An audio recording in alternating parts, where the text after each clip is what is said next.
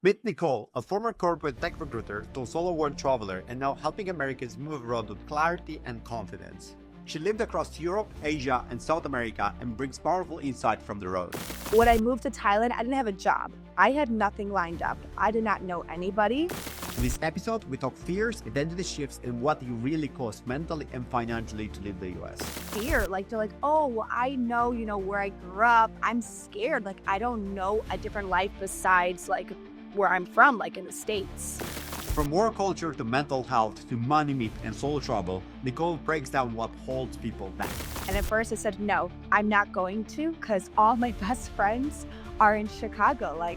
That's crazy. I'm not leaving. But it was crazy how life works because 1 week later, I was like, you know what? I have to go. This is a sign. Have you ever dreamt of escaping the grid, living with intention, or just seeing what's possible? This one's for you. Let's dive in.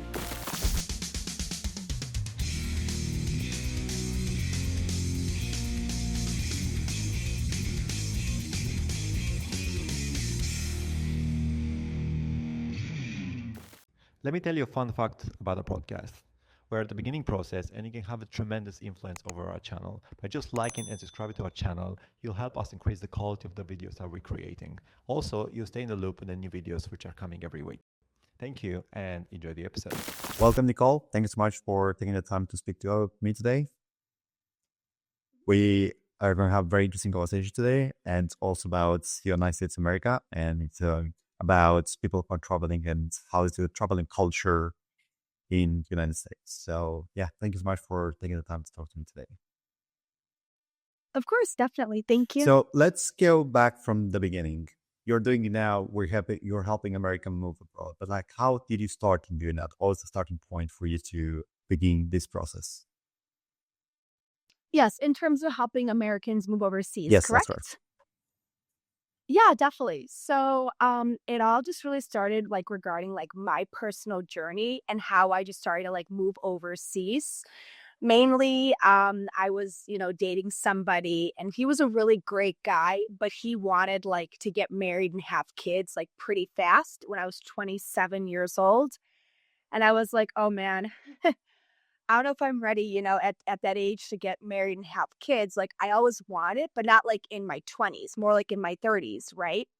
Because I want to live my life first. I want to travel. I want to just really love myself before I want to settle down. So I wanted to really I wanted to get to know myself first before settling down and having kids and getting married.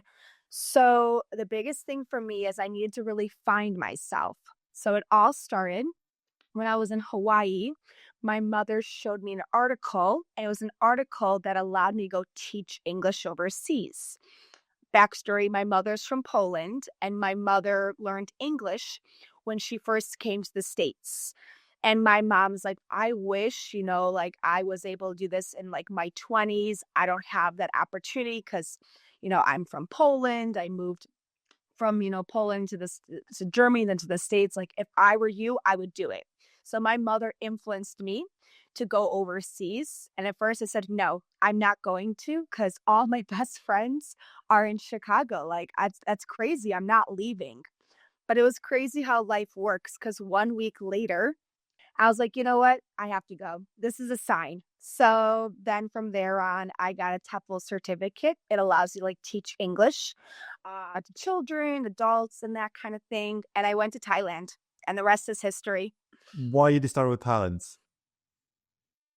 Yeah, so actually, another crazy story. So I was actually at a restaurant with my best friend, and we met a lovely Thai woman, and she actually became friends with us. We were very nice, and we with her, and she's like, "You need to come to my country. It's beautiful. If you don't like cold weather in Chicago, you'll love Thailand." I'm like, "Okay, why not?" I never take risks ever. I never took risks, I was always too afraid to take risks. I'm like, "I'm going to go to Thailand." So she really influenced my decision to go to Thailand and teach English. So from there on, I bought, a one-way ticket, and I was actually living in Chiang Mai. And I decided on Chiang Mai on a Google search. That's it. I was like, okay, well, it looks beautiful. I love the mountains. And my friend's like, Nicole, you're crazy. You never been to Thailand. I'm like, well, you know what? Life is crazy in some way or another. I need to take these risks. I don't want to live a very safe life where I wish I could say I was able to do this and I didn't do it, and have those regrets when I'm older. So yeah, I just chose it on a Google search and then I bought my one-way ticket. When I moved to Thailand, I didn't have a job. I had nothing lined up. I did not know anybody. I didn't have a job lined up, but within a few weeks when I was there, I was going on the back of these like motorbikes and I was literally handing like, my documents, my CV, and I'm like, well, this is what I have and hopefully you hire me. So I was just like really presenting myself. I'm like, well, I have this experience teaching. I used to work as a uni advisor. Like I used to work in customer service. Like I had a lot of different types of experiences from when I was 17, until then. But yeah, I got a job a few days before my birthday and I celebrated my 28th birthday in Chiang Mai. And it was so magical. I was like, "Wow, this is so weird. I'm not with my family now in Chicago." But I met really good friends, and it changed my life, When I was overseas, I met a lot of digital nomads and, entrepreneurs. I'm sure the same thing too as well, like you being Portugal, meeting people who work remotely. And it just changed my life. I'm like, "Wait, you actually can do this?" Because I did not have a lifestyle like this. Like, I thought I have to just finish uni and then, go have some job, right? Where I'm not even happy. So, really being surrounded by digital nomads and entrepreneurs changed, like, my whole entire mindset, and I was telling people, like, "I really wanna help people move abroad." And I had this idea for 5 years, and I kept talking about it, but no action, right? And my friend's like, "Stop talking about it, do something about it." Because I keep talking and nothing. So, finally, last January, I got my first client, and I just started, like, building from there, just by really sharing my story of how I just took the risk and I didn't have any family there or anything, right? And I was like, well, you know what? You gotta F it. You just gotta do it and see what happens in life. Yeah, it's So pretty I just interesting. yeah. It's Mhm. pretty interesting how the majority of us we are being handed the scripts from society of things we're supposed to be doing, and just as mentioned as well, go to school, get married, have kids, have family, get a mortgage, and then just repeat the cycle over and over again, and basically live a life that it's okay. It does not, you're not excited about life, but it's not that terrible either. So in this kind of mediocre loop, and then you kind of promote mediocrity. And then it's very interesting that when you kind of take a decision which is outside of your spectrum, then you kind of break the pattern and then you kind of go outside the street. So then you kind of have to, you discover new things which are didn't think you're possible, as mentioned as well. Just that was the one trick that you needed to be able to unlock this mindset that you have now. Like, oh, there are a lot of things that are possible.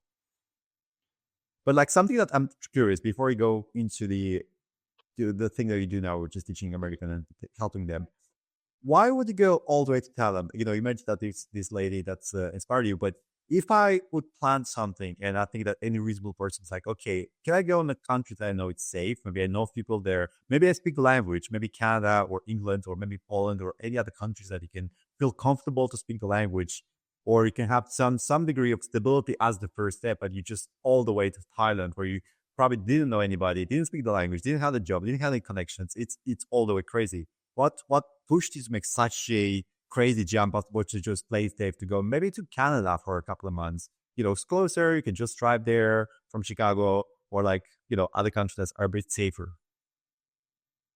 Yeah, definitely. I think it's just because, you know what, I want to travel and I think I had a lot of like this fear of missing out, like this FOMO, because my brother was studying abroad in Barcelona and I didn't get a chance to like do the Erasmus program or like study abroad program in the States.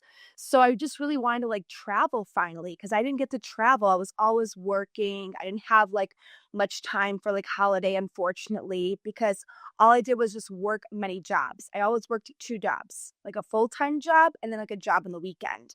So I felt like my life was very much like autopilot, where I wake up in the morning, get ready, go to work the whole entire day, go to the gym, come home like, no, this is not my life. This is boring. This is not a life in someone in their 20s. I cannot live a life like this anymore, you know? And I remember when I was leaving the gym and I was like listening to like a podcast or not, sorry, YouTube video. I was like a bunch of these travelers, like in their 20s and 30s. They're like, yeah, you know, we finished university, we lived in Spain. And I was like, just like listening to like their stories and like they went to like Southeast Asia. I'm like, I'm sold. I don't know who these people are, but I am going because I kept listening and just getting intrigued and like smiling while I was driving. I was like, I need this type of life. And, you know, no one understood why I wanted to move abroad. Like my mom is like, I want you to go there to like, you know, live, have different experiences, open up your mind because she's from Poland, then moved to Germany. So she has those life experiences. But then like my dad's side of the family, they were really nervous. Like, oh my God, Thailand, like, are you scared? I'm like, no, Thailand's peaceful. There's no guns. Thank you, United States of America. But I'm just like, it's so peaceful there. And I really feel like my friend, she was always just like selling the idea of Thailand because she's from Bangkok, but she's like, if you want somewhere like very peaceful, something different from the city, go to Chiang Mai. And honestly, I love Chiang Mai. Like it's one of my favorite places I lived in. And I learned the importance of being in the present. Because when you are like grew up like in a big city and everyone's just rushing to go to their job and stuff, I was thinking to myself, like, I don't want to like live a life where I'm always rushing. Like it just feels kind of like I'm not really enjoying my time. I'm not really like living, you know, like in the moment. I'm always thinking what's ahead of me. So I just really wanted to just like finally like live for myself, you know? And after my breakup, that was living for myself finally. Mhm. Yeah, that's a very interesting experience. You mentioned one thing that I want to highlight, the fact that you heard that on a conversation you had with people like on YouTube and you recognize that. And I think that there are two elements to life. It's one is recognition, the other one's the virus. I'm going to explain what I mean by that. It's I've talked to a lot of people from like extreme sports to travelers, and they like the common story is that I've heard somebody do it, or I've seen somebody do it, and then I knew that this is the thing that I want to do, which is the recognition part. Just like here's something outside of your script. I was like, I want to do that. That's me. And then the virus part is when you try it the first time and just do it on a either small or big scale, and you can't go back to your normal life anymore because you're changed forever. That idea has embedded into your mind, and you're completely a changed person. If you come back to your life, if you come back to your city, come back to whatever you started from, you're not the same person anymore because you've changed, because you experienced that thing that you recognize that you know it's yours. Correct. Exactly. It's true. Like, maybe you also can relate too. Like for me, I didn't grow up speaking Spanish. I grew up like, you know, speaking like Polish and English in my house, right? So when I went to Costa Rica with my mom, I was a translator. I'm like, mi mamá no habla, you know, español. Like my mom does not speak Spanish, but I can translate. And I love translating. I love speaking Spanish. So like my mom is like, oh my God, like my daughter speaks Spanish. And my mom is like asking people, does my daughter speak good Spanish? And they're like, see. I was like, oh, doc, see. I think So that people it was thing that my mom saw me like in that element because she only saw her daughter as just being bilingual, Polish and English. It's what I knew, right? In my house is like speaking like different languages. But yes, correct. I Mhm. think that's on that note, learning a third language is much easier than learning a second language. And if you grow up Exactly. learning multiple languages, other languages come easy. I think that's the most difficult. You probably have this experience as well. But when you talk to Americans or like English speaking people who do not speak another language, it's almost Mhm. impossible for them to learn another language. Right, exactly. I think if they want to, I think it's just more like kind of like mind over matter, right? If you have a determination, if you want to take the initiative, yes, it will happen. But if you don't care, then you don't Yeah, care. So absolutely. Absolutely. it's the I think mentality. that, yeah, I think that's also dimension of like you don't give it importance because you're being raised with this mentality that your language is so universal that you don't need to know any other languages. Exactly. So true. And another interesting point I noticed that in Latin countries, especially also in Mediterranean countries, people are very friendly in terms of speaking. In the sense that if you don't speak the language, they'll meet you in the middle. Like they'll even 90% of the way. Yeah. Especially Italian. Like I don't speak any Italian at all, but when I met Italian, I kind of feel like we having a conversation with them. You know? So I can imagine. Mhm. yeah, It's true. I know a guy who's Italian. He doesn't speak. We don't have any common language. He doesn't speak Portuguese either, and Right. just Italian. But I kind of feel like we can have a conversation because I don't know. It's just like I speak in English and he kind of understands. He speaks in Italian and I kind of understand. And just kind of it's this desire to communicate and also like this intense, and they put so much emphasis into communication that becomes like, okay, they want to communicate so badly that it becomes the language barrier kind of breaks away. But there's some of the countries that people won't talk to you if you don't speak the language. Yeah, it's true. And also I really respect the fact that you mentioned that. You mentioned the fact that like, yeah, you have to like really put yourself out there and speak. Because if you're not speaking, you're not learning, you know? So it's really important just if you don't like know the language fully, just like, okay, listen, like I'm learning. If I make mistakes, it's okay. I'm human, right? You're gonna make mistakes. We're not perfect people. So yeah, it's important to like make sure that you are making mistakes, but again, you're learning and it's a process. That's it. It's a major process. And I made a lot of mistakes. And now I know when I make a mistake, like I recite it in my head, okay, don't make that mistake and move on. That's it. Yeah, I think one thing I try to do for myself is to always keep myself in one activity or more where I'm the beginners in the group. Like I like that to keep me humble. Just keep me like, hey, you think you know a bunch of stuff, but like you don't know much about some other topic. So it's good to always be a beginner. And I think languages, no matter how intelligent you are, you're always gonna be a language you don't speak. So you're always gonna be the guy who speaks the least amount of that language in that group, which is humbling.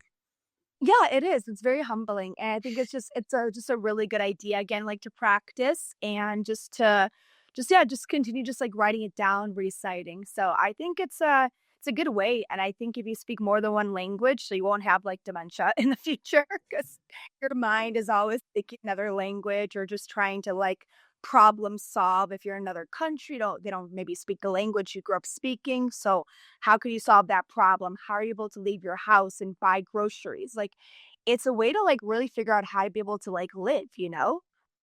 Yeah. It's the skill in its own terms. And I think that's by traveling to multiple countries or you don't speak the language, it's an embed skill that you can start to gain. And even if now I feel like if either of us would go to a new country where neither of us speak the language, we'll find a way to navigate it because we have that experience. Exactly. That's so true. Because we become so I agree, we become so exposed because we're okay with just, like, traveling solo or traveling with friends, and I feel like when you're in a new country, like, you're gonna pick up on you're gonna, like, pick up on the slang, on, like, the greetings, you're, like, gonna, like, look up what to say, or you're just, like, gonna listen to people. Like, what I do is, like, I'll eat by myself, I listen to people, and I'm like, "Okay, they said, like, this, for example." Or I know, like, in German, they say like they say like "Abirese," which is bye, or they say "Tschüss," or they'll say like "Danke" or "Dankeschön." So like I remember what my mom would say to me when I was younger, and I would just listen to people. I listen a lot, and I like record it, just like if I'm eating. Not them. I record like the background noise, but I hear it so I can recite it, and then I'll say to the waitress, "Danke, tschüss, Abirese," and I try. That's it. Yeah, that's a good strategy. Okay, let's talk now a bit about the American culture. That's something that interests me a lot because I really like to study cultures and I believe in different cultures and I like to see the habits that people have and the way they think. This is something fascinating for me. So, from your experience, why do you feel that Americans really fear moving overseas? Yeah, of course. So that's a really good one. I think the reason why is because like in the United States, America, I'll just tell you, there is a huge difference between like the US and just like, Europe, like Central America, South America, Asia, depending because I lived in two countries in Asia. So I've seen how they live and work on a daily basis when I was an English teacher. But let's just compare. Okay, let's compare United States. Like just I don't know about Canada because I know more about like the states. We'll compare like the states and then let's like Europe or Central America, South America. In the states, like you live to work. Like I know many people who just work, work, work, and I just feel like you don't have a life. Like all you're just doing is like you're just working. And then you feel miserable because your whole entire day is consumed by work. You don't have time for your family. You don't have time for things that you want to do because unfortunately, it's a way to survive. Like, it is a survival type of country. Like, yes, you can make money, but depends on your industry. And unfortunately, things are becoming more and more expensive. Not with tariffs, but just like overall, like the states are always more expensive than like, let's say, different countries, let's say in Europe, because of the salary. It's all about the salary, you know, like Poland, for example, they use zloty. They don't really use euros as much, but like they make less money than someone, let's say, in Germany or Switzerland or Denmark, you know. It's all about how much money they're taking in every month. It's all about the salary and how much money you make. And I think in the States, it's like you go there, you can make money, but again, like you're still surviving because you can make, let's say, 50,000, which is really good money, right? But you need to also consider where you're living in the States. Are you going to be in California, like LA, where rent is super expensive, or New York or Chicago, or you can be like in like maybe rural state. So it just really depends on, you know, like where you are in the States and how expensive it is or how inexpensive it is. But unfortunately, it is a culture where you do live to work. I don't know why it's like that. It's just been like that for a long time. And I just don't really feel, at least like from my experience, when I was working for a company last year in Erasmus, like study abroad. I only had 2 weeks off a year. And I actually like was thinking about asking my manager if I'm able to negotiate an extra week. And my colleagues were like, do not do that. Like 2 weeks is in the contract. You cannot negotiate an extra week. They'll think you're insane or they'll fire you. So I was like, okay, interesting. Because in Europe, like, especially, I know, like, you guys have like 1 month off, you know, in the UK, I think you have about like 28 days off, if I'm Yeah, you not have mistaken. 21 days and 8 bank holidays. That's the bare minimum. Yeah, which is nice. So, like, you have a lot of work-life balance. Like, yes, you have your job. No problem. You need to make money, right? You need to have a job. You need to make money, or else you're on the streets, or if you're with your family. But again, like United States, America, it is definitely about survival. I've met so many people from like, oh my God, 17 years old, I'm 33 years old, who do work multiple jobs. I know people who have to work multiple jobs because they have to put food on the table for their kids. So unfortunately, that's just the sad reality is that we don't really, it's not a culture where we emphasize taking vacation or taking like maybe a mental health day. No, it's a culture where like you just work until you're just super stressed out. You may have some type of like, you know, health issues or something like that. And we don't really emphasize, you know, taking a day off to relax or really relaxation because everyone's just always on, you know, like you're always waking up because you got to go to the office. You got to like rush to do this. And I told myself, like, when I came back to the States, and I was like, I don't want to live here. I don't want to live in my city anymore. I don't feel like I connect so much to the American culture. And I never really did, honestly. You know, I never really felt like I connected to it because I grew up with a Polish mother, you know, at home that raised me as a Polish girl living in the States. So that's why. What do you And feel? What do you feel in that context that you just put there? You know, that American work a lot, so that also make money, but like in the same notes, you sacrifice a lot of your time. But why do they feel like traveling or moving abroad is more expensive than in our own country? yeah, so I think I know the reason why. I think it's because Americans have like this misconception that traveling is super expensive, that you have to go to like Cancun or like a nice like island in order to spend money. Because we have a lot of like these types of like travel agencies that charge a lot of money for like vacation packages. And a lot of Americans will go to like Cancun, which is like in Mexico. It's expensive, first of all, for like, you know, anyone outside the United States. And I think it's expensive when I see prices. I'm like, this is too much. I'm not spending that kind of money. But I think it's just like a whole misconception. They think it's really expensive, but they don't know how to travel. They probably travel like in a very expensive way. We'll stay at resorts, we'll have all inclusive. And people don't understand that there's another way to travel, but like on a budget. You could do couch surfing. Like I love couch surfing. If you don't know what it is, or if you know what it is, it's an application where you meet people all over the world. And even 2 years ago, I went my whole entire Euro trip, like I was traveling, but I didn't spend any money on accommodation.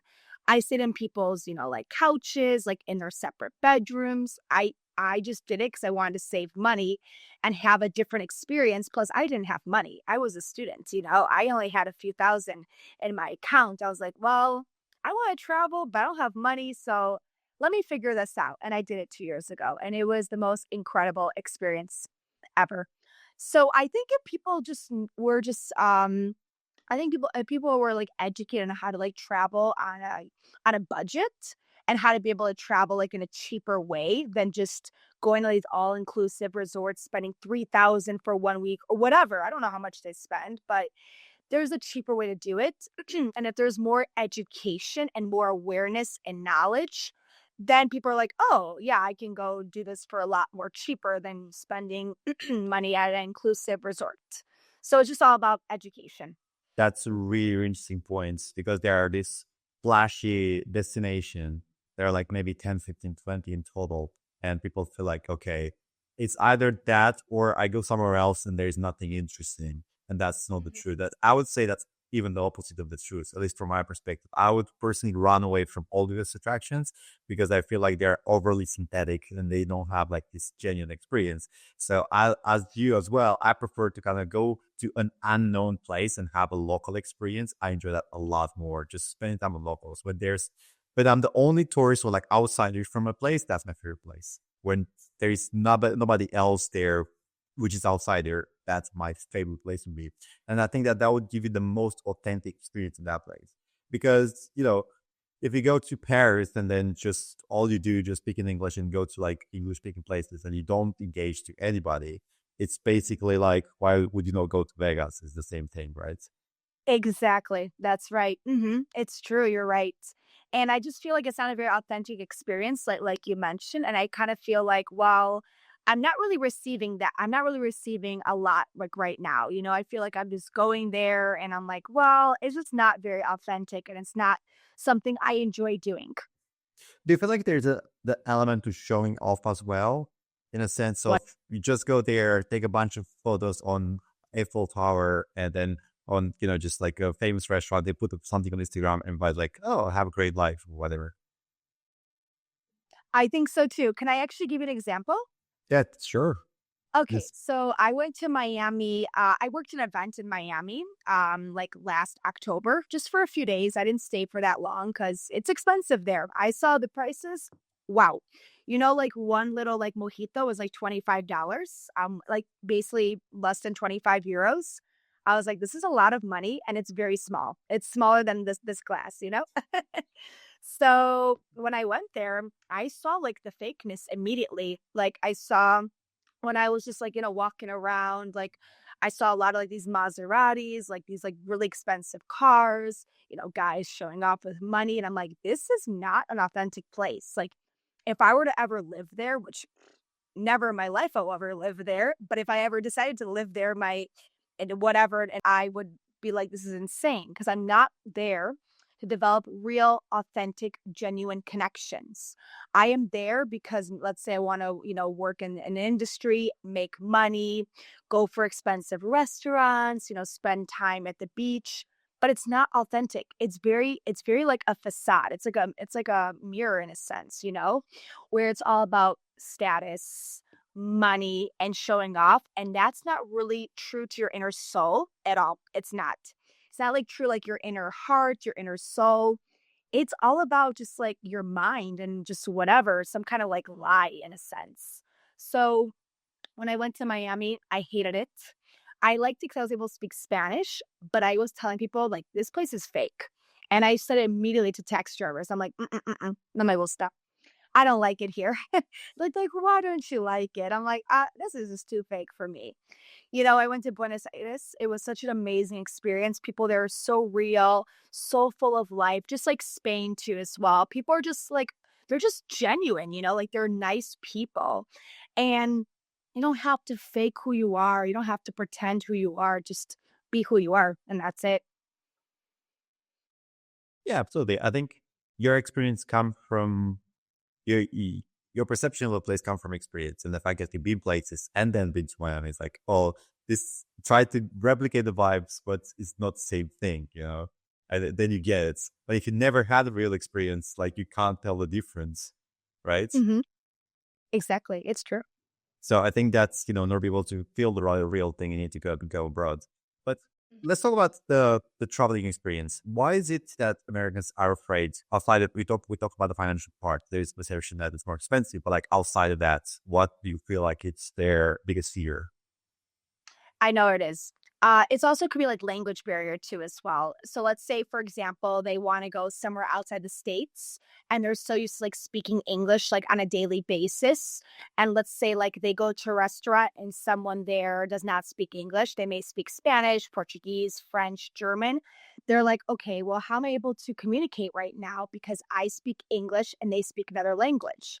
Well, then from there on, you have different tools like Google Translate, or you're gonna like learn the language through Duolingo or any other, application, YouTube. Like there's so many tools out there and they're like for free. It's a matter of just like utilizing it and taking your time and your energy and your effort to just like watch a video, take notes on your laptop, on your, on your in your journal or something. Just like take the time to just like care, like, really just care, you know? Don't be like that privileged American where you're like, "Oh, I speak English." Okay, great, you speak English, so what? Like, there's other languages besides English, you know? It's just sometimes just, like, the ego. It could be the ego for sure, and ego definitely plays, like, a role, I would say, as well. So it could be language barrier is a big thing. It could also be, like, fear, like, they're like, "Oh, well, I know, where I grew up. I'm scared, like, I don't know a different life besides, like, where I'm from, like, in the States." So but I also could say that for anybody who's never really left, like, their hometown before, right? Because you have that fear, like, "Well, what do I do now? Like, I only know what I know." So it's basically like leaving your comfort zone, which is very hard for many, many people. Because it's easy to say, but it's hard to do because you feel it. Like when you leave your comfort zone, you feel it here 100%. Like when I went to Thailand for the first time and I flew from Chicago to Doha, Qatar, and Doha, Qatar to, Chiang Mai, Thailand. I was so nervous. I'm like, "Oh my god, like, I'm here in the airport. It's all Arabic." There was English, luckily, but I was like, "I don't know how to speak Arabic." Like, I was nervous, and I was, like, freaking out. I was like, "You know what, Nicole? It's gonna be okay." Like, it's 2019 at the point. Like, there's technology. Sometimes I feel like this can get so wrapped up with your heart, you know? So you need to, like, really be mindful of what you're telling yourself and just like be gentle with yourself and be nice with yourself. Yeah, it's very interesting point. I kind of forgot about it because I'm living in it, so it's kind of like a trivial thing for me. And I think that's also very interesting in perspective. It's something is very uncomfortable at impact when you first experience it. But like one of the great abilities that we have as human beings is to get used to things. And most of the time, we see the negative side of things in the sense that you get used to all the good things and the comfort you have and don't appreciate anymore. But on the same note, you also get used to something that was uncomfortable before. And that's the barrier with language. After a while, I personally don't feel it anymore because I live in a country that I'm not fluent in that language. I can speak it sort of. I can communicate with people, but I'm not fully fluent conversationally. But I got so used to this sentiment that for me it's natural. Like I would feel odd now to go back to England and to kind of understand people on the streets, And I think that it's very interesting that everything that makes you uncomfortable, if you sit in it long enough, you'll get used to it and might even learn to enjoy it. It's true. And I think that takes a lot of mindfulness. It takes a lot of mindfulness. And I think I did not realize that before because I was always traveling. But then once I started doing like meditation, once I started seeing like a monk from Thailand in Chicago, once I started like thinking of my thoughts and just being like in the present moment and still working on it, right? We're still working as it is as humans. I think once you become more mindful of what you're telling yourself and like the negative thoughts or positive thoughts, it really shapes your life, you know? Like I believe if you're a cynical person, there's a reason why. It's like your trauma, it's for sure. It's like the trauma you've endured and experienced. It's what maybe your mom or dad or your family has told you, or your friends have told you, or whoever's told you, it just goes in your head. But once you tell yourself, no, like they don't know me, I know myself. So once you just start to change your mindset. And it takes a lot of practice and therapy. And I think willingness is the most important thing. Yes, willingness. Yeah, that's a big thing. And admitting. Yeah, Yeah. definitely. Being aware of Mhm. the facts. Cool. We talked about the fact that Americans work a lot. And that's something that I want to kind of work on to talk on too, because I've noticed that Americans introduce themselves by the job title. I'm sorry, And can you hear you? Americans introduce themselves by the job title. That's something that's really, really important. The career level that they've reached is really important for them. Why do you feel Yep. that's why do you feel like career is very important for Americans, and why do you feel like their job title is a major part of their identity? Yeah, that's actually a really good question. So I think the reason why, like when you go somewhere, could be an event, it could be like a networking event, it could be a party, it could just be anywhere at this point, you know? People typically introduce themselves not by their name, they introduce themselves by their job title. And I think it's just because in the States, like our jobs really hold a huge identity upon ourselves. Let's say, for example, I work for JP Morgan. I'm like, a data analyst or whatever, right? And I know the reason why. It's because like I went to school for like data analytics. I went to school for 4 years. I got my master's like the next, like, 2 years in like statistics, data analytics. Then I got an internship because I need to, make some extra money.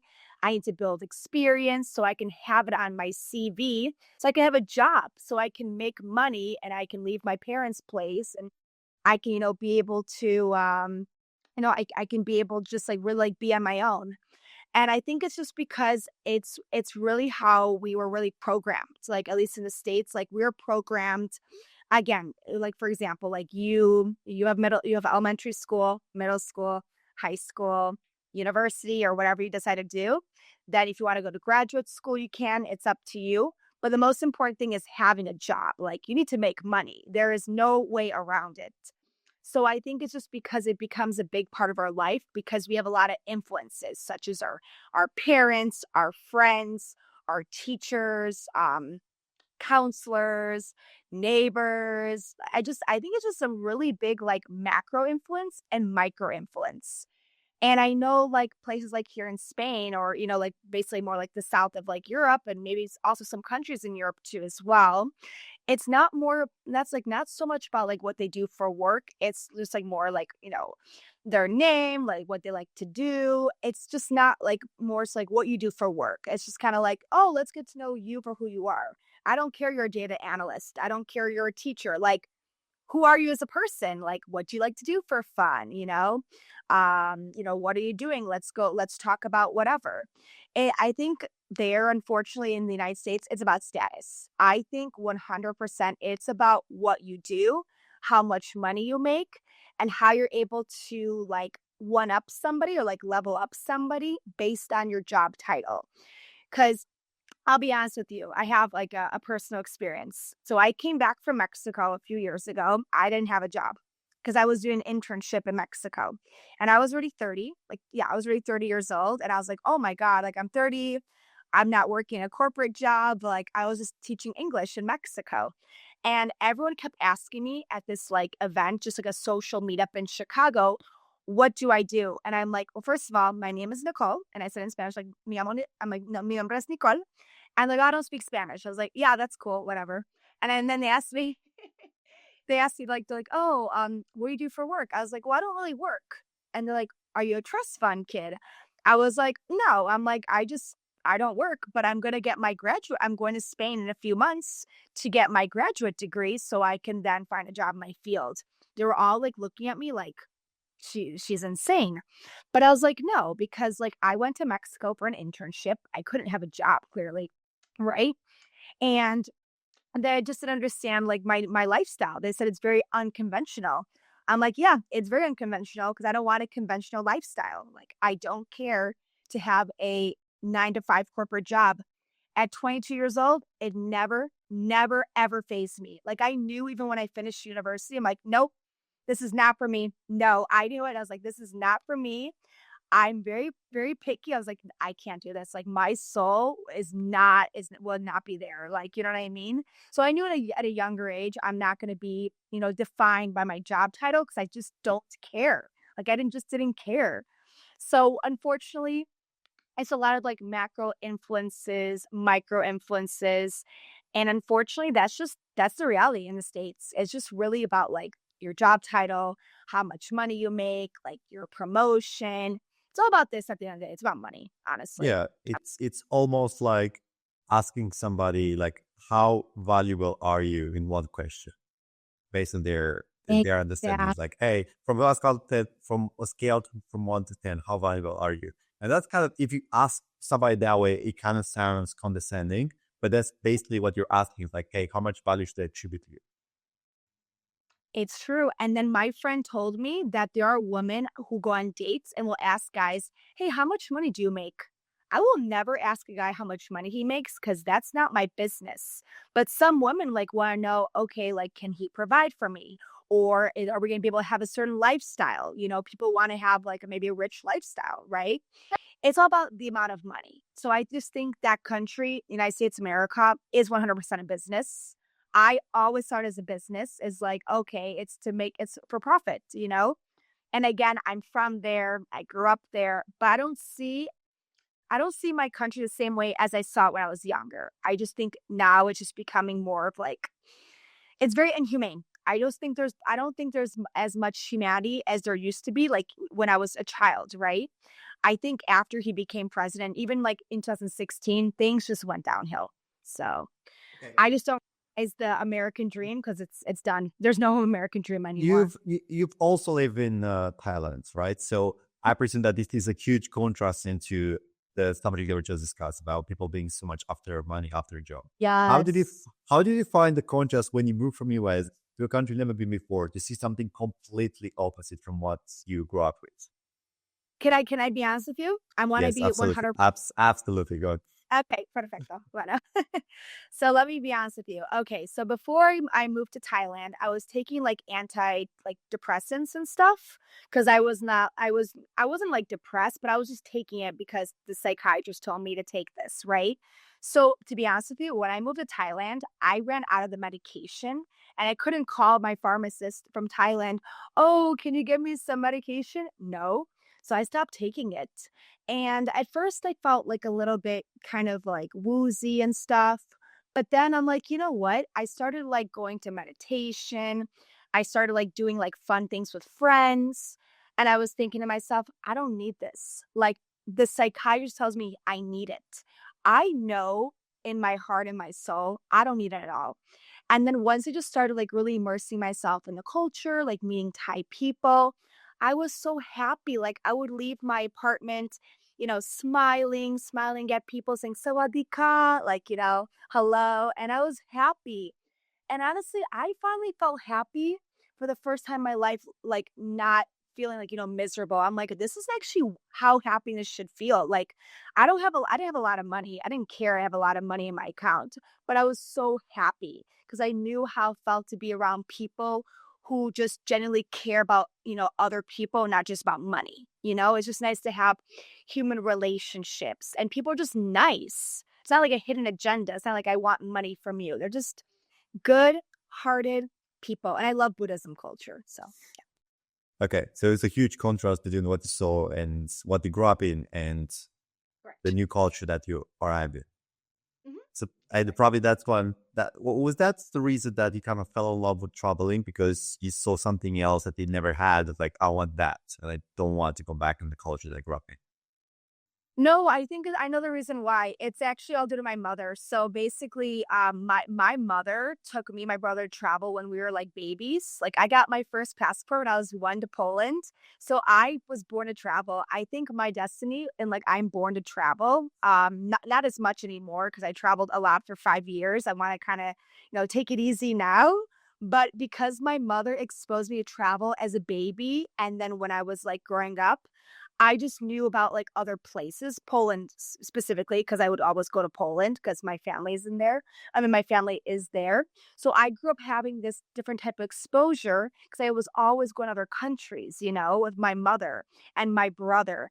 And my mom's a single parent, and my mom still managed to take me and my brother to travel. And that is a sacrifice because she always like had to work like more than one job, but she always knew like I want my kids to see places outside the United States, America. I think we actually went to more places outside the States than in the States, to be honest with you, but it's okay. So it's my early exposure. I think that's the reason why I love traveling is because my mother is my major influence, 100%. My father, not so much. He didn't really like to travel. He didn't like to leave his comfort zone. My mother is my main reason why I'm overseas and why I was able to just really build my life overseas. If she never showed me that article, if I never broke up with my ex, I would have been married 100%. I would have had children 100%, but I would have been miserable. That's interesting. So you picked a Yeah, life that worked for you. because I was not able to live a life I've always wanted. I would have just settled for a life that like Was is handed to you, yes. exactly. Yeah. We briefly talk about the political events in the US, but I would like to dive a bit deeper into that and to ask you, like, you probably, because you have a business around that, have you seen and how did you, okay, let me rephrase the question. How did the recent US political changes have influences American decision to leave the country? To be honest with you, yeah, I'm gonna be honest with you. So when he became president, which was very shocking because I voted for Kamala Harris and I'm from a Democratic state. Chicago is very Democratic. We have people from all over the world who immigrated there with their families and stuff. When he became president, my mom is like, this is not going to be a good sign for the whole world and we are screwed. Who knows? My mom lived during Soviet Union. My mom has seen things, So you understand like coming from like, our side of the world and that kind of thing. So, yeah, that was pretty bad. Even my aunt who's like almost 80 said, "We're not in a good situation." When you have an aunt who's almost 80 who like is so aware of the world, it's not good. So, I think like the time after he became president, a lot of Americans were looking to leave the United States and move to Canada, like different countries in Europe, South America, Central America, Asia, Australia, New Zealand, etc., right? Because they believe that their rights are being taken away slowly but surely. And I see a lot of characteristics between Hitler and Adolf Hitler and Hitler and Trump. I see a lot. I see so much as it is, and I just think people are scared. I think right now, since I was in the States for my father, I was like, family situation. I had to be there for my family. I've seen so much ignorance. Like I've seen so much ignorance being there, so much hate, so much anger, so much like lashing out of anger because people are angry with the outcome. People who voted for him, they wanted like life to be a lot more like a lot less expensive. So they're able to afford their groceries. They're able to like maybe go on a vacation. Unfortunately now, things will become more and more expensive.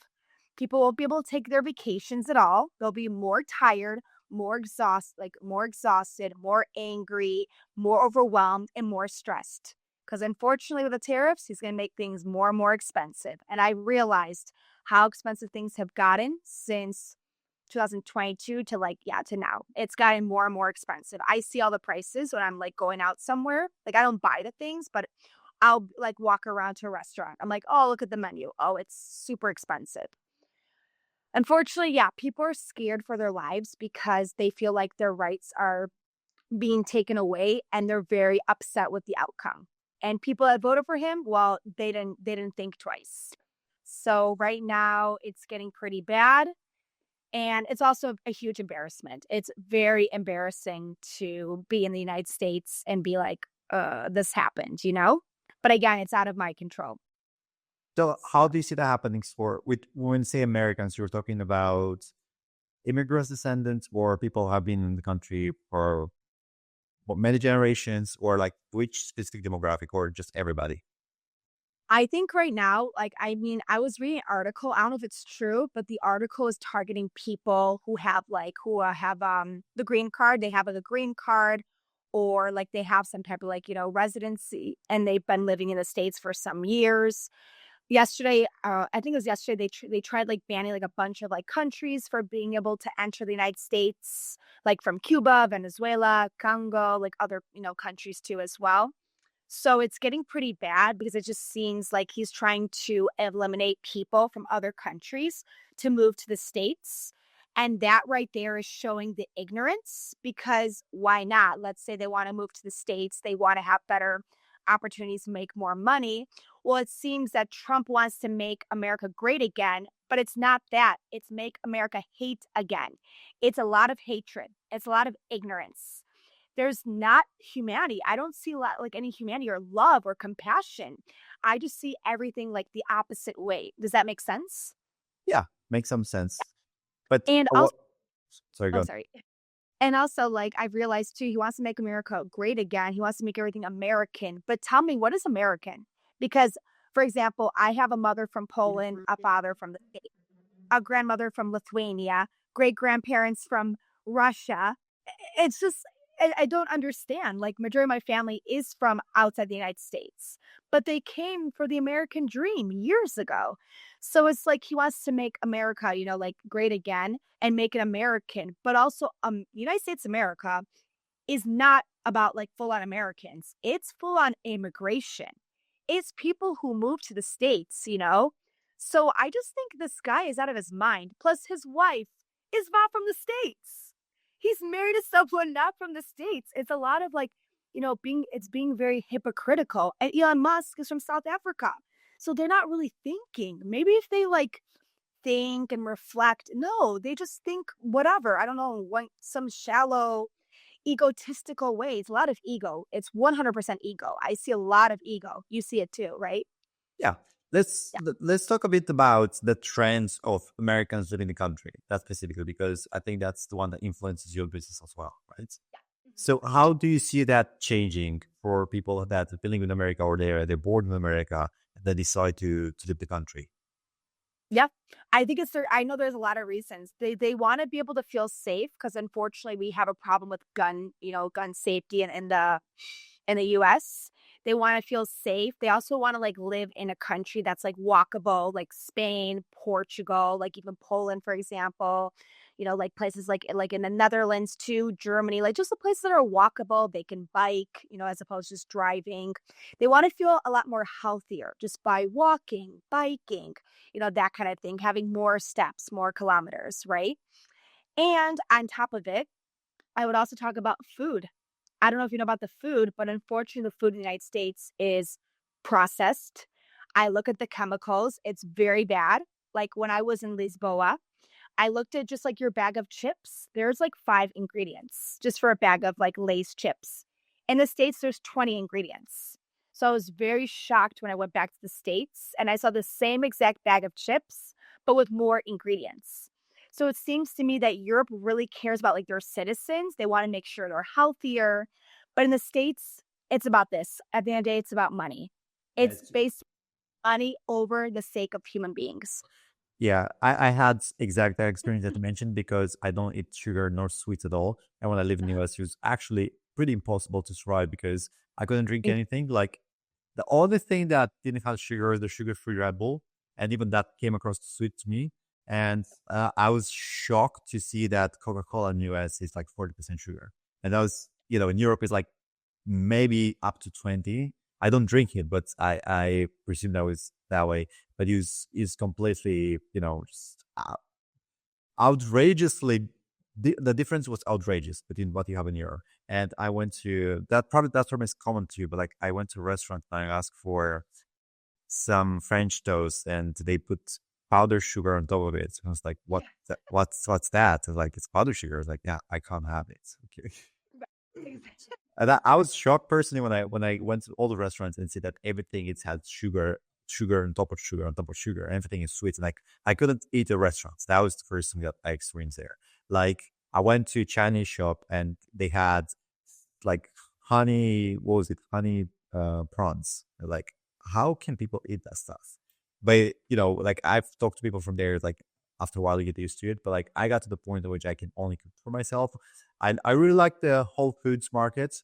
That's pretty good. I went there, just buy my own stuff and cook for myself. That was the only I could survive in US. But yeah, I've experienced exactly what you said. Everything from food is completely. It feels a lot fatter and sweeter than Europe. Yeah. And it's also interesting too, because when I went back to the States, like I realized I had some stomach problems because of the food there. But then when I went to like Albania, I was fine. I had no issues at all eating the food. And I actually lost more weight like in Albania because I felt like more lighter. When you eat something, you feel like more heavier. But when I was in Albania for a week, I was eating just whatever, like, chicken, veggies, some sweets, but I felt lighter because the thing is they have more regulations on the food that they're selling to people. Yeah. I'm And also considering the fact that it's also the desire of the market because we have Coca-Cola and it's the same brand, and it comes to Europe, it's different. And another thing that just came to my mind now is that beer is sweet in US, and that's something outrageous for any European ever, especially Germans. That's outrageous for them. Like, how the hell will you have sweet beer? That's we can't have that. But yeah, it's funny to see those contrasts, and I think that traveling kind of exposes you to those contrasts that you see in life, and those little things that you can see on a regular basis that you have to at least be in a place for a couple of weeks, maybe a couple of months, to see the everyday life difference that you have from a place to another. And one thing that I really love is to pick up habits from cultures. I see things that I really like in countries, like, okay, I like that, and then I pick up and have myself, and then I became a very multicultural person. And I think that most digital nomads are multicultural people because they can't be associated with the culture anymore because they just pick up stuff from all cultures. And then they're it's just like a so mix of true. things.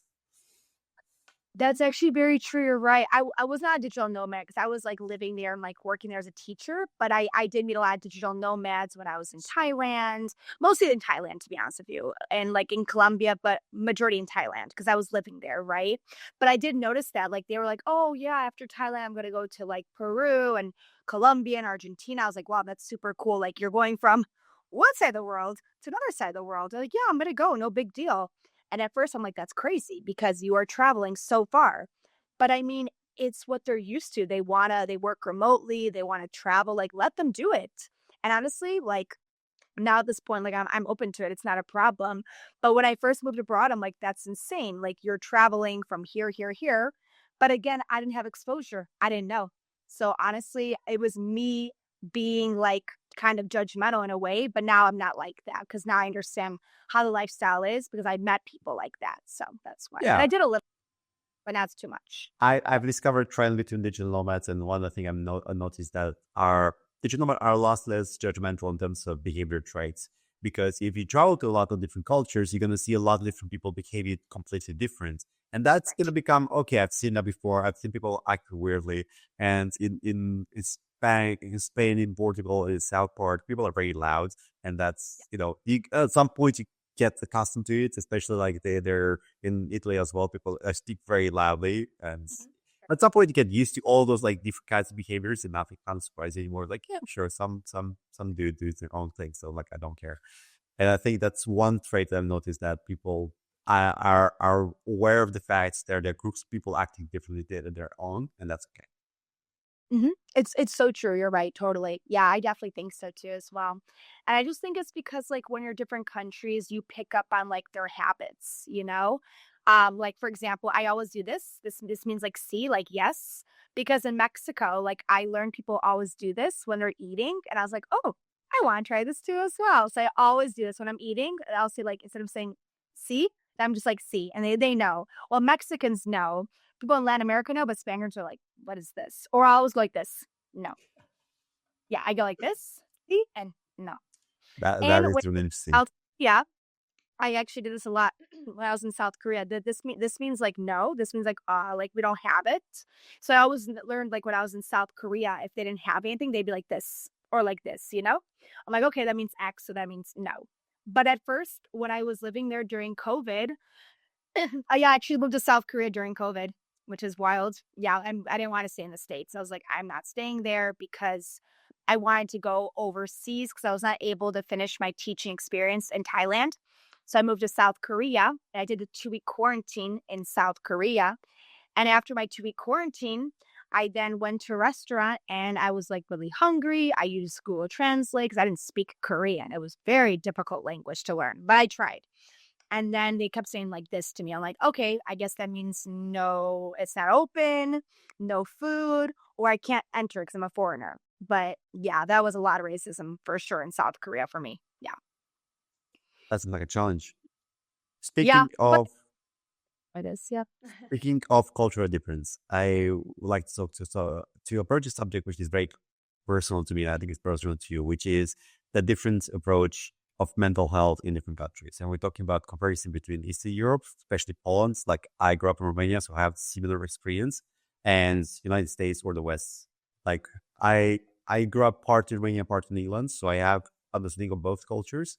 And you're probably the same. You grew up in the United States. You also been to Poland a lot, so you have a lot of roots there. So I understand the culture.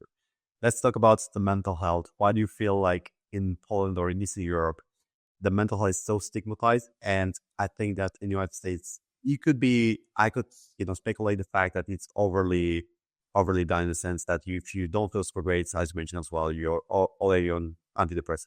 So it's like two different extremes of the same problem. What are your Yeah. thoughts on this? Yeah, of course, definitely. So at least I'm just gonna talk like my mom, for example. Like my mom is not a person who talks about problems. Like she tends to just like take her problems, like brush it under the rug because that's just something she did not do growing up in Poland. Plus, like there's a lot of trauma with Polish people in general. Like they love to complain so much because they don't know how to like be able to like face their own problems, right? So I think that's the biggest thing is like Polish people, like they mean well and they're great people. They're very hardworking. There's a lot of trauma with Polish people. Like I know from like my mom's side of the family, just like seeing it, hearing it, witnessing it my whole entire life. Like I understand it because I have a lot of Polish friends and their parents are the same exact way. It's the same exact type of like, lifestyle. So I just realized, yeah, talking about problems or feelings is not possible in my household. Because my mom's like, don't talk about it, go for a walk, or write it or something. Like, don't talk about your problems. So you talk about problems, it's like you're complaining about your life. And I'm not complaining, I just want to speak. So it's just a different, like, kind of extreme way. But in the States, I started going for therapy and it's been helpful. Like I have a great therapist, it's talk therapy. But unfortunately, she does not try to like push, like any type of like pills on me. She did ask and I said no. And she's like, okay, no problem. So she's very respectful.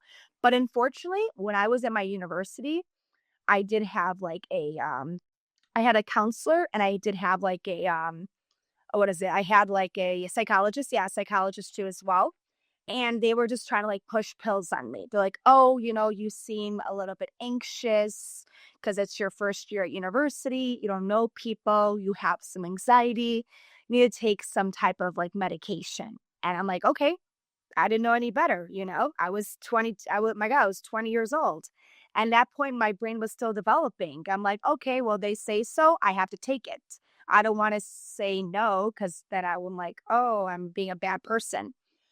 So, unfortunately, now I'm not like that. I know I'm not taking pills because I realized life is better without being dependent on like a medication and seeing friends on it. And my mother was on it.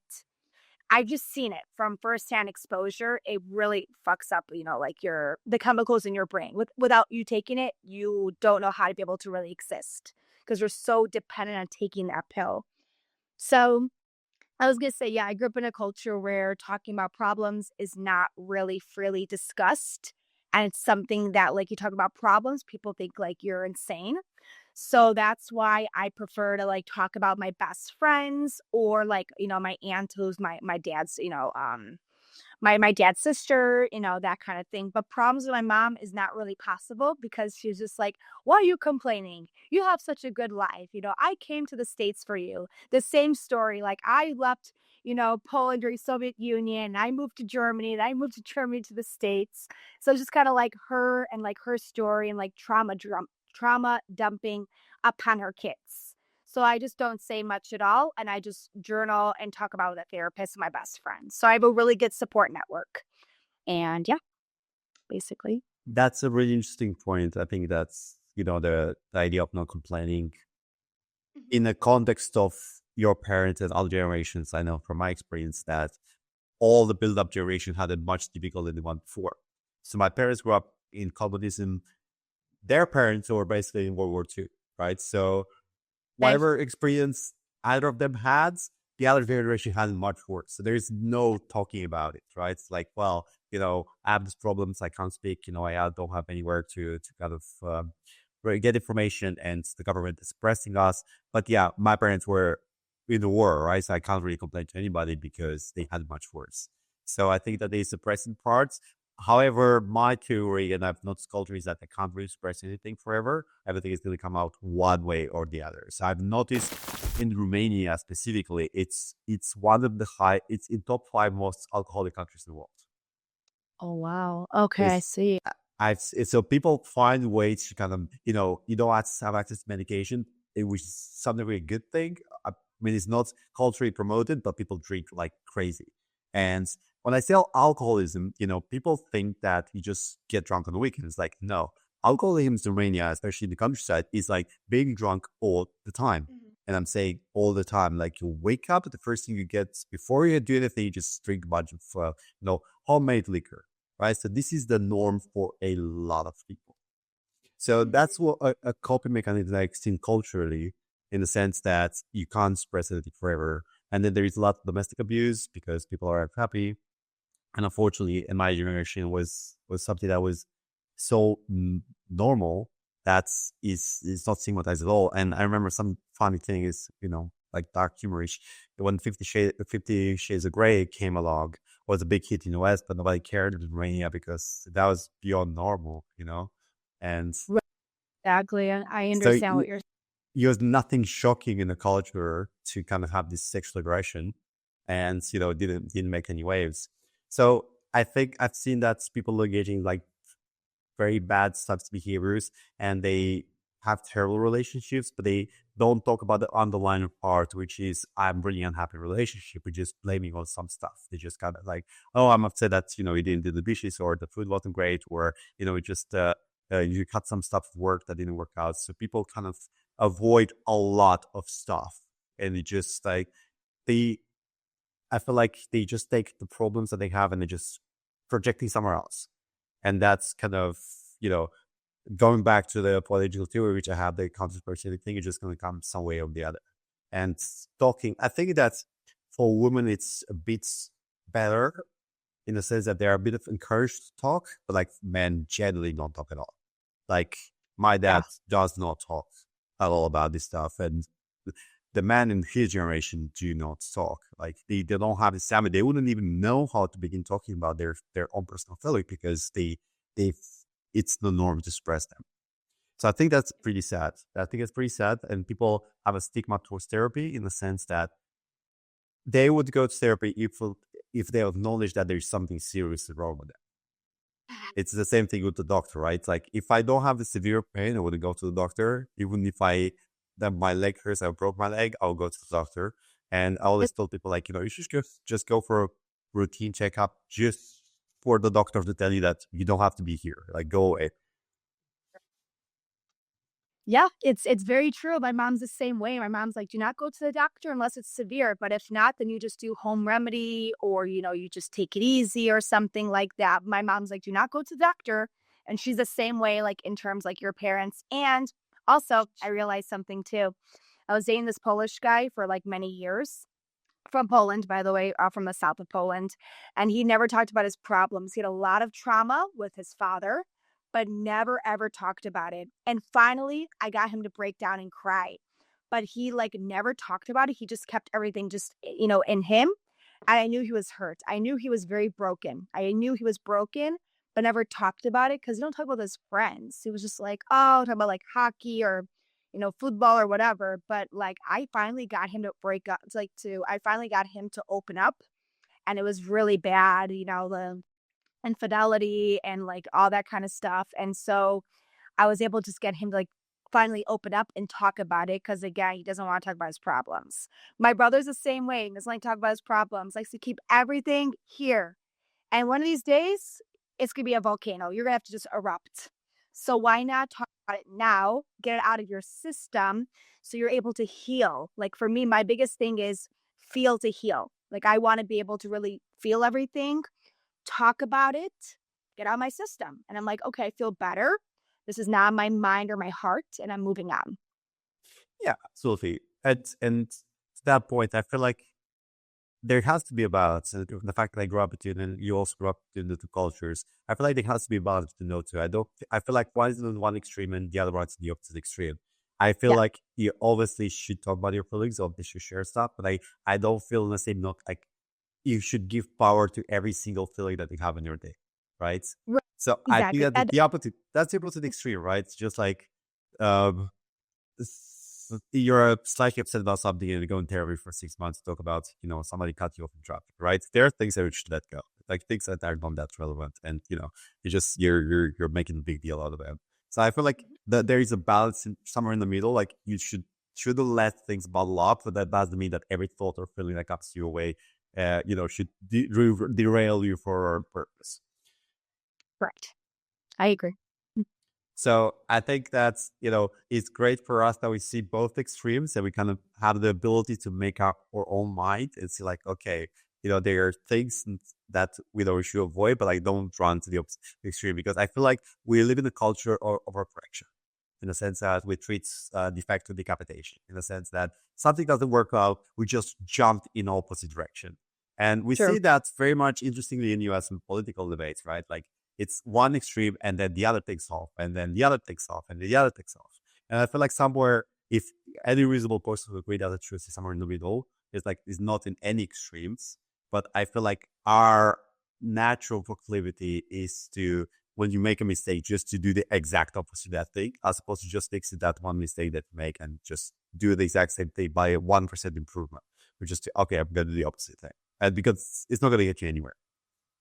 Yeah, I think so too as well. Actually, it's interesting you talk about the one extreme to another extreme. I do see it in terms of like the political debates. I see it like just like, one person saying something and not even like responding back to what the person's saying. And there's like another tangent. But yeah, it's definitely extreme. I definitely think so too. But just going back to what you said about discussing, like matters in terms of things to talk about.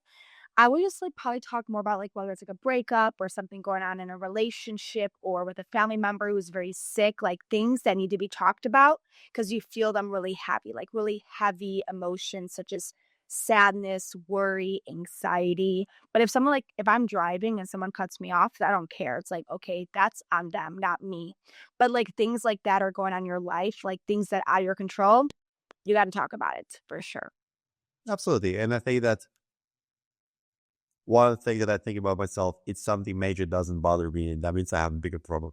And people say that all the time, if they just break up with partner after 10 years, like, yeah, especially men do that all the time. Like, it doesn't bother me. And I keep reminding myself that if that truly doesn't bother me, that means I have a bigger problem, Mhm. So that's something to remember. If it's normal to bother, if you hit your leg and it doesn't hurt, you should be more concerned, because there might be a problem with the whole leg and might fall off soon enough, right? So that's the thing. And just finalize in terms of extremes, I think that this is why it's so important to have conversations. This is why it's important to talk and listen to other people, try to understand the other people. One of my expertise is negotiation. And, when I look at what's happening in the world and the way people talk, and I think that's the political debates inspire people to be so versus so, confrontational, as opposed to like, I'm trying to understand what you're saying, and then you're trying to understand what I'm saying, and then, just figure out what's the best solution to it, as opposed to just like crushing the other party or destroying the other party and just like humiliating the other party. And I think this is a trend, and something that makes me really sad is to see America and the West so divisive, people hating each other. And I think that's one thing I heard into a podcast some time ago. I really love that part, is for Americans, for everybody in their own country, to remember that you're first an American and second a Republican or a Democrat, but you're first an American. And then you have more in common to the other person as opposed to differ. And that's kind of, that should go across with anything else. Like, you're first a human, and then you're first based on that opinion. You're first, you're first more calm to the person that you're talking to, then differ. And then if you start from that position, it's gonna be easier, and the conversation is gonna flow easier because you're like, okay, we're on the same planet, the same species. Definitely. I also want to say something too. I think a lot of people tend to react with a lot of like they tend to like respond with reaction, like major reaction. Like, okay, let's say for example, I don't know. Let's say for example, like I'm driving and someone like tries to like hit me, and I'm like, oh my god, what the f, like I would swear, I would be upset because I'm like, wait, I'm in danger, I can die, like you never know, or my car can be injured, I have to pay for it. So you react with anger because you don't know what else. It's just like your instant reaction. You don't even think about it. It just happens, right? And unfortunately, I think there's a lot of unpent anger. I think there's a lot of unpent anger, frustration over being like overwhelmed and not knowing how to be able to really control yourself when you're like in a situation like that. And unfortunately, I can see it like how divisive United States America is between Republicans and Democrats. Like I don't date at all in the States, but if I were to date in the States, I would never date a Republican. I'd be like, well, our values are so different. Like, I don't believe in guns. You believe in guns. I don't believe in like abortion. You believe in abortion. Like, I feel like we would have such different values that we're not compatible in the first place. And we would just like, fight and just not really get along. So that's just, it seems like the states have become super divisive and very reactive with anger, a lot of anger and a lot of frustration because people are not happy. They're not satisfied. They don't think that the direction of this country is going a very positive way. It's going towards a negative way because things are getting more expensive. People don't know how to be able to afford things. It's going to get pretty scary, honestly. And people are really nervous.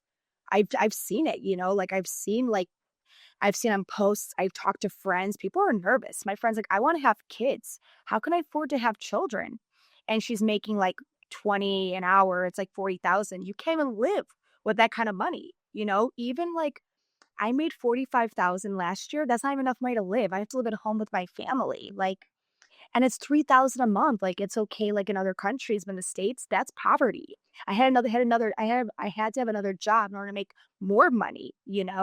It's survival. That country's 100% survival. It is. I think that one thing that would help everybody is to just travel for a bit and then see how I other people are living and how other countries are living. And then we talked about at the beginning, get out of your initial scripts and see things outside. And if you want to come back, more power to you as far as I'm concerned. But like, if you see something that's, well, it could be a different, like it doesn't have to be this way. And then when you see firsthand the fact that it doesn't have to be this way, it's going to be pretty difficult, if not impossible, to come back. It's like, I'm just going to live here. Yeah, exactly. And I think so too as well. So I think you definitely have a good point. And I wish it's like that. I love to like influence people to, travel or, if they have like their vacation, if they have 2 weeks off, take 1 week, maybe go somewhere else or whatever. But unfortunately the problem is like it's the vacation. It's the lack of vacation. Some people have to quit their jobs, some take a sabbatical, some of them take a break before, going to work. Some people want to just continue their break, their gap year. So I think everyone has like different values and different prerogatives in life, I think. And I think if you don't have the exposure to travel, you don't know. You have no Yeah. idea. Don't But know what's out. So I you feel actually take a bite of the traveling apple. yeah. Going back to, I think you made a point about you tried to negotiate more vacation and you weren't encouraged to. So I come from a background that I studied negotiation for a long time. And I feel like that could be negotiated. For example, you can go to your boss, like, listen, I would like to have a 3 week vacation. What do you want me to do for this year? So give me 3 weeks vacation next year. Like whatever that is, call it out. Like, I can work, I don't know, maybe 2 hours more per day or whatever it is. Like, what would it take? So you, at least at worst, you open the conversation about it. And then you give the person to think like, okay, if I would work more, like maybe 10% more for a couple of weeks, for 3 months, will I be able to do so? And then I think that any reasonable boss would say like, okay, cool. What would be a good deal for me? What would work for me? Like, what would I need from this employer to make it worth? And I think that's, at the end of the day, there could be a pathway for which you can get 3 weeks vacation if you deliver what you're required to. So if you have this mindset, okay, I really want to get this done, I really want to take a bit more vacation and just go away for a couple of weeks, I think that can be done if you really want to.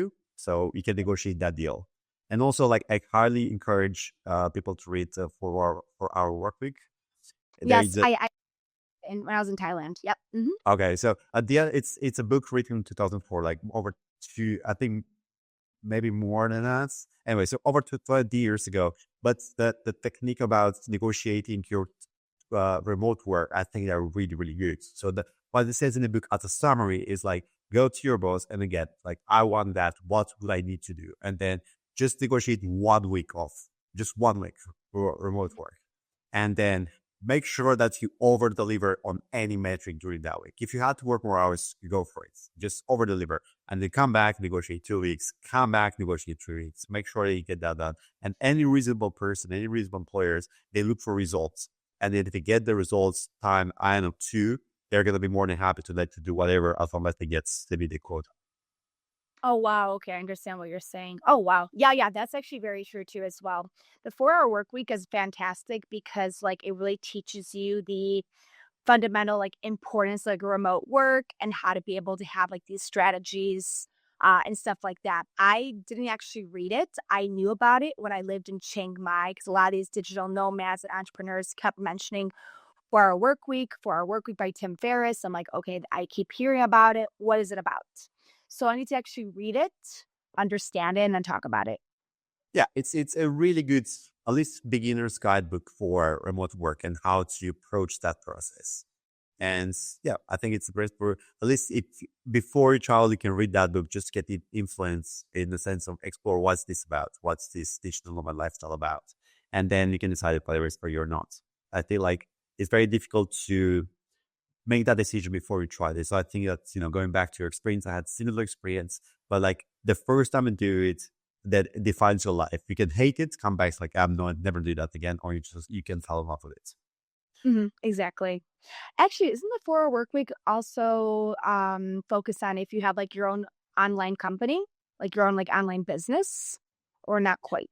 There are multiple points of focus. One of them is like just you need to secure the basic income, and then they advise you about how to build up your own business as well. But as then it takes back, and towards the end of the book, it starts from the beginning. It's like, okay, let's just test it out, right? Test the waters before you jump into the deep ocean, right? So like ask your employer to allow you to work 1 week away. So the way it says, like, take a week holiday and say like, hey, can I spend 2 more days and work remotely so I can catch this cheaper flight, which is whatever, or like this, whatever reason, just bring a reason. Like there's this festival on that, and I don't want to come back the next day, and I don't want to take 2 more days off. Can I work from there and come back on Wednesday? And that's basically how you start. Just kind of add a bit of bait and like, okay, just 2 days. Can we do that? And then something small. And then from there, okay, how about 2 more days and 2 more days and 2 more days, and then start to a week. And then, just from there, you kind of build up a full remote work job. Oh yeah, definitely, of course. No, I definitely understand that. I think that's actually really good. Yeah, that's actually a really good book to read. I'm reading The Let Them Theory by Mel Robbins, but after I read this book, I will then read the 4-hour work week because it's been long overdue for like 5 or 6 years. So it has Yeah, to definitely absolutely. be. I also read it last year after I've been a digital nomad for 5 years. So I think that it works on any level, but it might actually help you when you work with your clients also to understand a few Yeah, things about US. Cool. 100%. I have a tradition, and there's a question I like to ask to all my guests. And Mhm. that question is, pinpoints the moment when you left the first time to Thailand or when you decided you want to be a digital nomad. What would Nicole from now tell Nicole from then before starting on this journey? 100%. Yeah, so that's actually a really good question. I would say, okay, I would say 27-year-old Nicole, who was super insecure, very scared, very nervous about her life, just like, oh, I don't know what's gonna happen, to 33 years old Nicole, who's super confident, who like has clarity. Clarity is the biggest thing, is clarity. Who has clarity, who knows like where her life is like gonna lead, or whatever. I would say just by taking that like leap of faith, just by taking that leap of faith after my breakup, after quitting my job, after working 3 jobs and making enough money to move abroad, I'm super happy because I took that risk. I took that leap of faith, and it really led me become the person who I'm meant to be. Just because like I've had these experiences, I went through a lot of trials and errors in life. I knew what I want to do, what I don't want to do anymore, just by experiencing it and never being scared to go after what I truly want in life.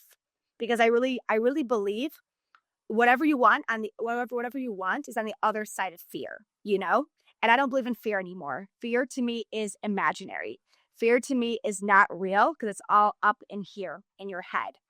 So I think that's the biggest thing is do not let fear or your insecurities, your doubt, your scarcity mindset help you from achieving the life that you dream of and the life that you desire. You need to go after what you want in life because life is short. Tomorrow's not guaranteed. You never know what's going to happen in life. Just say that you lived a life to remember by Vici. That's great advice. Nicole, thank you so much for your time. Of course. Thank you. I really appreciate it. Muito obrigada. And it was super amazing, just like listening to different perspectives, hearing what you have to say. We grew up a very similar way, like, your parents from Romania, my mother from Poland. So I was able to connect in so many different levels. So incredible, amazing work, what you're doing. I Thank love you. it. Appreciate it.